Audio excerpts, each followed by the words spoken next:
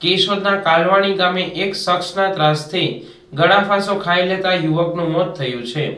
પોલીસે અગાઉ આરોપી વિરુદ્ધ કાર્યવાહી કરી હોત તો મારો દીકરો બચી જાત। હવે કમાનારો જતો રહ્યો તેમ પિતા વલોપાત કરી રહ્યા છે। કેશોદના કાલવાણી ગામે એક યુવકે ગળાફાંસો ખાઈ આપઘાત કરી લીધો હતો। આ ઘટનામાં મૃતકના પિતાએ ગામના જ એક શખ્સ દ્વારા તેના પુત્રને વારંવાર મારી નાખવાની ધમકી આપવામાં આવતી હોય તેના ત્રાસથી કંટાળી જઈ આપઘાત કરી લીધો હોવાની ફરિયાદ આપતા પોલીસે આ મામલે એક શખ્સ વિરુદ્ધ ગુનો નોંધી આગળની તપાસ હાથ ધરી છે।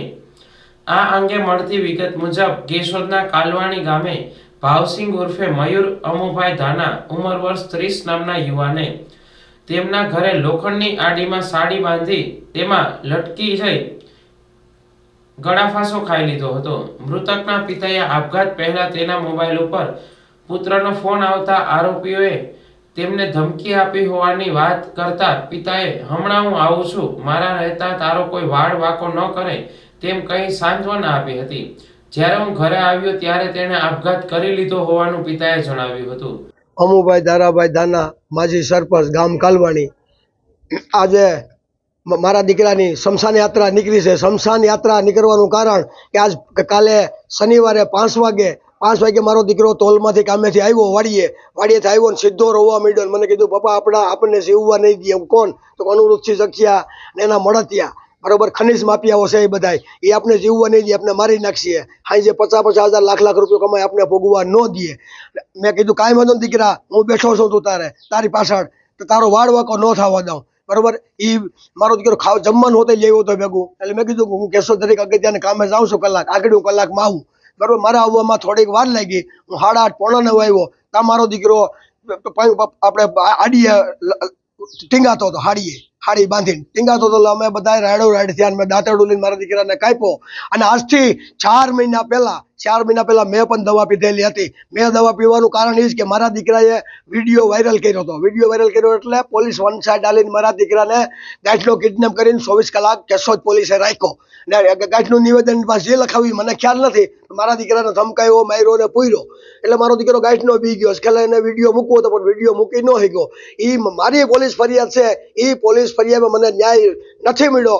જો કે અહીંયા કેશોદ હોતે લખાણી, જુનાગઢ લખાણી મારી ફરિયાદ, 3 થી 4 દિવસ હું મને રિફાર કર્યો તો કેશોદથી 4 દિવસ હું જુનાગઢ રોકાણો, તો મને કેશોદની પોલીસે મને કોઈ જાતનો ન્યાય નથી આપ્યો। મેં દવા પીધી હતી અનુરૂધસિંહ સખિયાના દબાણને કારણે, એ મને મોઢામોઢ કીધું હતું કે તમને પતાવી દેવા, બાપ દીકરા બેન પતાવી દેવા, તો એમાં ધ્યાન ન દીધું। મારો દીકરો આજ એકનો એક આજ અટલભાઈનો અગ્નિ સંસ્કાર ચાલુ છે, મારા એક ને એક દીકરાનું અગ્નિ સંસ્કાર ચાલુ છે।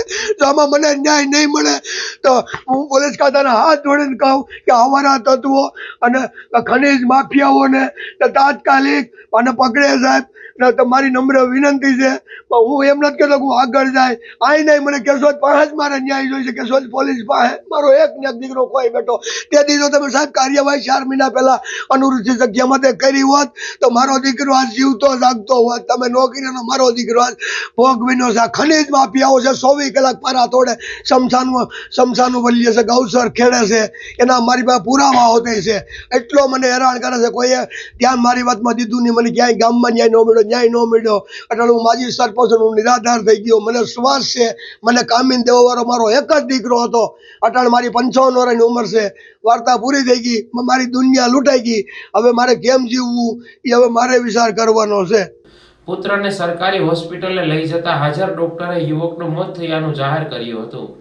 કેશોદ સરકારી હોસ્પિટલમાં પોસ્ટમોર્ટમ સહિતની કાર્યવાહી પૂર્ણ થતા મૃતદેહને મૃતકના પરિવારને સોંપ્યો હતો।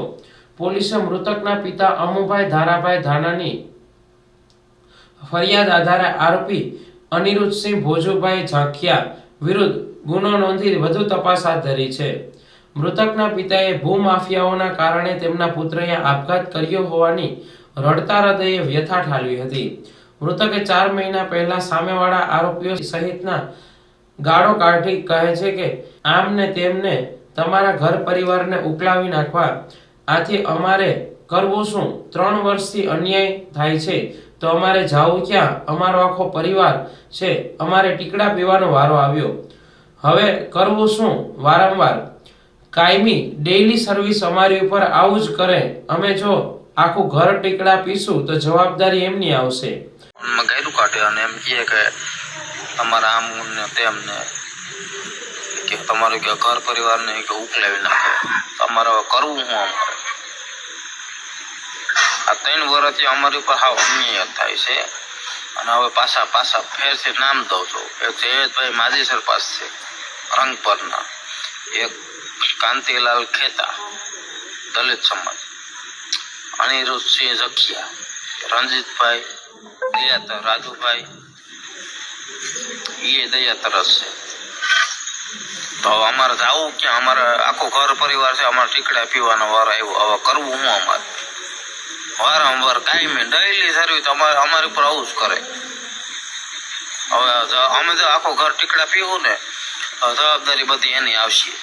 મૃતકના પિતા અને કાલવાણીના માજી સરપંચ અમુભાઈ ધાનાએ 4 મહિના પહેલા પોતાના પુત્રએ આખા પરિવારે આપઘાત કરવાની ચીમકી ઉચ્ચારતો વિડીયો વાયરલ કરતા તેમણે પણ અનિરુદ્ધ સખિયાના દબાણના કારણે દવા આપી આપઘાતનો પ્રયાસ કર્યો હતો.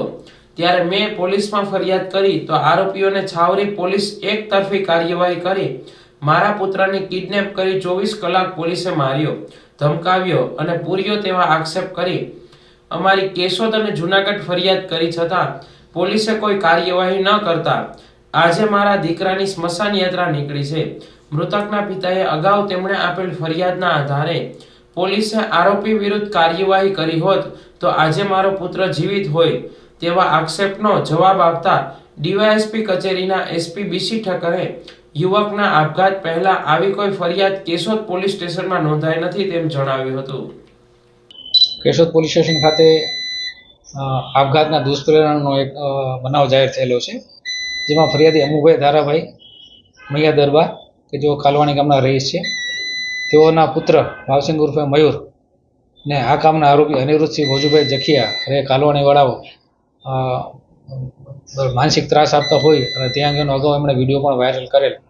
જે બાબતમાં ગઈ તારીખ 27ના રોજ પોતાના ઘરમાં ગળા ફાંસો ખાઈ અને સુસાઇડ કરેલો હોય, જે અંગેની ફરિયાદ મરણ જનારના પિતા અમુભાઈએ આરોપી અનિરુદ્ધસિંહ વિરુદ્ધ આપતા કેશોદ પોલીસ સ્ટેશનમાં ગુનો દાખલ કરી આગળની તપાસ હાથ ધરી છે. મૃતકના આક્ષેપ છે કે મૃતકના પિતાના આક્ષેપ છે કે અગાઉ મેં ફરિયાદ આપેલી, મેં આપઘાતનો પ્રયત્ન કર્યો ને ત્યારે કે આજે આરોપીઓ છે ભૂમાફિયાઓ છે, તો આ બાબતે તમે શું કીધું? પોલીસે કાર્યવાહી નથી કરી અગાઉ? જો આગળ કાર્યવાહી કરીએ તો તમારો છોકરો આપઘાત ના કરે. આ બાબતે એમણે કોઈ ફરિયાદ કેશોદ પોલીસ સ્ટેશનમાં દાખલ થયેલી નથી.